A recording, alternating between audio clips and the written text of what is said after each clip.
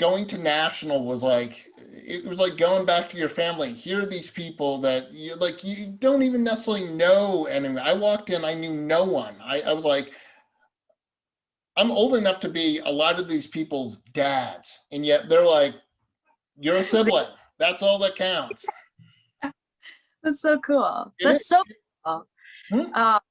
Because I think you're probably the first resource I've found that's like adultish siblings, you know? Yeah. Like, there's a lot of like little kid sibling things out there that I've run into, but you're the first since Zach died that I know about. So it Well, is. there we go. And I mean, I do want to let you know, I'm always, if you're having a bad day, Allie, whatever, like just honestly call me, reach out, because I get it. I get Yeah. it. And I get how hard, how lonely it feels.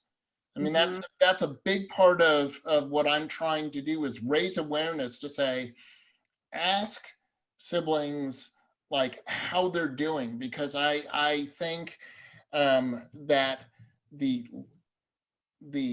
lack of acknowledgement of our loss leads to a lot of mental health issues. Mm-hmm. And Yep.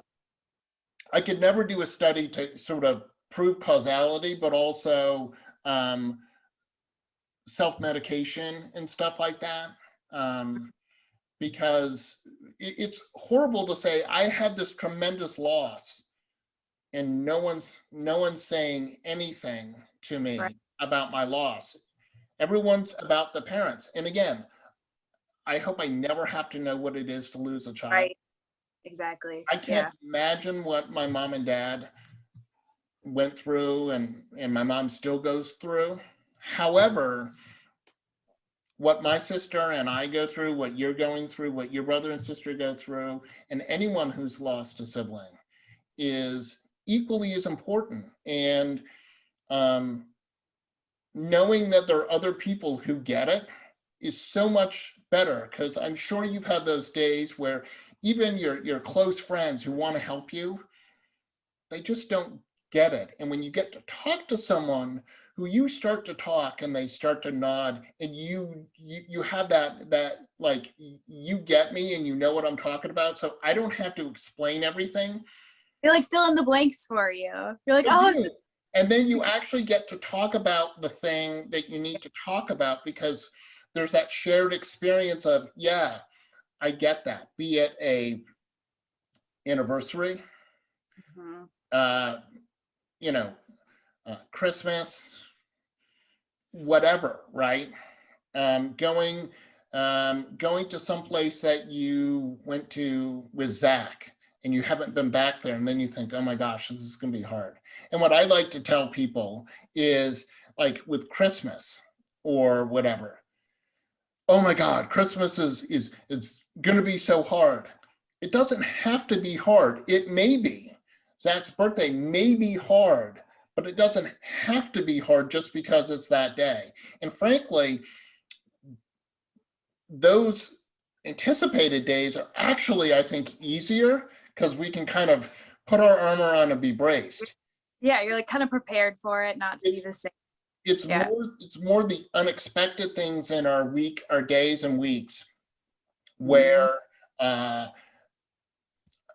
song sent something, Yeah. like the train is off the tracks, and it's sometimes the stupidest little thing that just throws your day completely. Yeah, you're like, oh my God. Yep. Yeah, that happened to me like right before the 4th of July, because Zach was the one who always got the fireworks and always did stuff in the road and whatever. He's a boy. And yeah, and it was just so quiet, and you just like the silence like really affected me. And you know, the 4th of July is the 4th of July. It's not like too fancy, but you know, like it really hit me then. And also like this time of year too, just because this is like when he got really sick. Yeah. It's almost, and his death anniversary isn't as bad for me as the time leading up to it and thinking about it then. That was the worst point. Right. And here's one of the things that I kind of wanted to talk to you about, because Yeah. your experience and my experience are different in this way, which is Lucy was just gone, right? Mhm. So there's the good and the bad of that, right? Yeah, about that a lot actually. She didn't suffer, but she's gone, and I don't get to say goodbye. Right. Yeah. With you, you watched Zach be sicker and sicker, Hmm. but you got to say goodbye. Yep. And I don't think either one is there's as I said, there's good and bad on either side. But for me, it's just the day, her angelversary, right? That can be hard. I found with time, it's not as hard. Yeah. It happens to be the day she was killed, also happens to be my best friend from college's birthday. So it was always kind of hard. I was trying to like help You him just celebrate. But the right. first like 10 years, it was really hard because I was so devastated that day. Yeah. Yeah. And so yeah, I mean, there's so much to this, and now I get a question. Do you guys sit around and talk, tell stories about Zach as a family, and kind of process through stuff that way, or? Yeah, it was actually really cool. Sometimes it happens organically, like a song will come up on Yeah. the radio, or someone will say something that reminds. The song comes on, you're like, really? Yeah. I mean, that's the one bad thing is you honestly could totally in your day, and all of a sudden there's Zach's voice singing, and you're like, oh my God. Yeah. Well, it's actually kind of funny because Clouds has been played so often that it's like not as hard to hear as maybe his other music. That's a little bit, because it's like Clouds it's like the pop song you hear over and over. Like, Zach. It's a good song. I gotta say, it's a really great song. Yeah, we love it, but when you hear it all the time, you start to like that too. Really? Again? Yeah, but it was really cool because my mom, because she did a republish of her book, we went through the publishers, I think, wanted a list of music Zach had listened to. So it was super cool. I got to tell this story. Yeah, please. So it was last Father's Day we got, before this, we got my parents' old couches. And we lost some toy of my son's, and we had to like rip it open and try to find it. Didn't find it, still missing. But we did find Zach's old missing iPod that we thought was gone forever. Oh. We couldn't turn it on, so one of my husband's friends ended up being able to fix it. And so I was able to give that to my dad on Father's Day last. Oh, how nice. Yeah, and it was super cool because music was so much a part of Zach, and it was just kind of like delving into that part of who he was, and being able to do that again was really cool. And so our family, what we did for my mom, she needed to put together a music list of his favorite songs, is we got to look through this iPod together and listen to the music and be like, yep, this is one of Zach's favorite songs and whatever. And of course there was a lot of memories along with that, but that was just like a really cool experience because that was one of the first times that all of us were there, right. Just really talking about it. So yeah, I mean, I know that my family, we still sit around and we'll tell stories, and not just the good stories. I always say, everyone's human, and we tend to canonize the dead. Oh my gosh, right? But the fact of the matter is, there were probably many times where Zach was a jerk. Mm-hmm. Oh yes. and there were times where Lucy was a jerk and not nice to me, and to tell those stories. And I mean, there were stories that I told where I thought my mom didn't know something that Lucy and I had done. Yeah.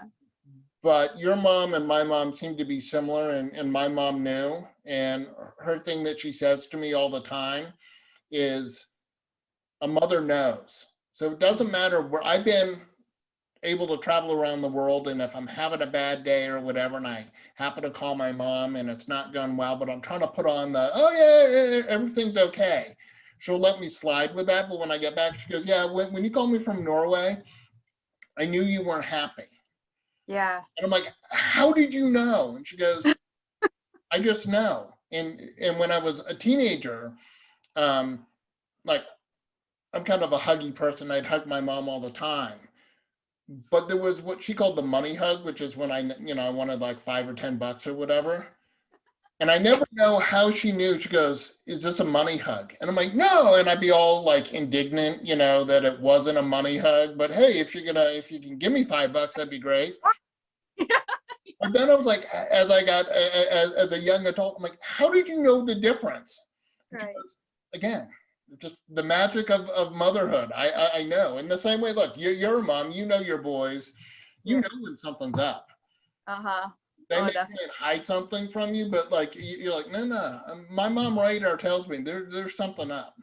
Right. Exactly. Exactly. So, and I think telling of the stories is so important because that's how we keep them alive in our heart. Right. I don't have a major motion picture that I can watch again and again to uh, keep Lucy alive. Like you can watch Zach, but that's okay. Right. Maybe someday I'll have the major motion picture, and no. Well, what's kind of weird though is like I don't even think of them. All right. First of all, let me say that I feel so privileged and honored to be able to have a movie. Oh, Or sure. No, absolutely. a lot of families don't get that, and I Of course. never. But it's like when I watched that, it's so well, first of all, it's like it was condensed into the book and then that's further condensed. And so the movie does a really good job portraying his personality and all those things. But like my story is like a total undercurrent. My story with Zach isn't there. Like That's what I was going to say. Is like in the movie, like as you said, you're eating at the table. yeah. And sort of the focus in terms of the sibling is more with Zach and your younger sister. Yeah. Um, And kind of like an older brotherly role, and her purpose in the movie I think was to show that nurturing side of him too. right. And part of a movie is we kind of become props to the main character who is Zach. Like Sure. what can I say about Zach?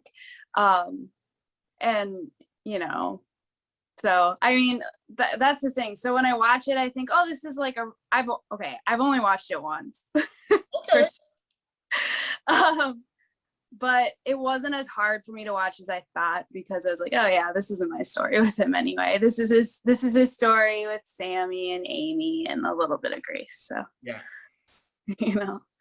So yeah. Definitely. No, I mean, and I was really, I'm just poking fun at you about I know. But No, interesting point though, because that's something I've actually processed a lot, and it's hard because on one hand I feel super super grateful that everybody wants to keep Zach's memory alive, and you don't feel like this burden, like, oh, I get talking about her dead brother again. Like, everybody wants to do that with you, and so that's a huge privilege, perk of having that be my thing. People want to talk about our dead sibling. Of course they do. Why wouldn't they? No, but no, I kind of get it. When you bring it up, and it's like, okay, let's talk about how nice it is outside. Well, it is awkward, but I think one of the things that I experienced was we as Americans we have no ritual around death other than the fact that if Zach died and it's like you had the most communicable disease in the world. Oh my God.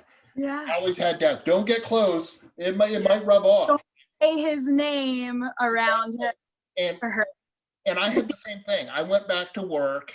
I wasn't really doing a lot of work, but it certainly beat sitting in my apartment, like just Yeah. all by myself, feeling horrible, right? Right. And people would come up and when Lucy was killed at the time, my dad was a sitting district court judge in Massachusetts. Oh, wow. Okay. Judge's daughter gets killed, and the man who killed my sister was a convicted felon, had spent 8 of the prior 10 years in Joliet prison, you know, had a 4-page rap sheet. So it's like convict kills, you know, kills judge's daughter, and, you know, all of this. So it was all over the Chicago press and the Boston press, and like, How were you older than her, and how old were you? I was 28, she was 30. Okay, so you were the younger brother. Okay. Yeah, and then I have a younger sister Okay. who was 25 at the time. Okay.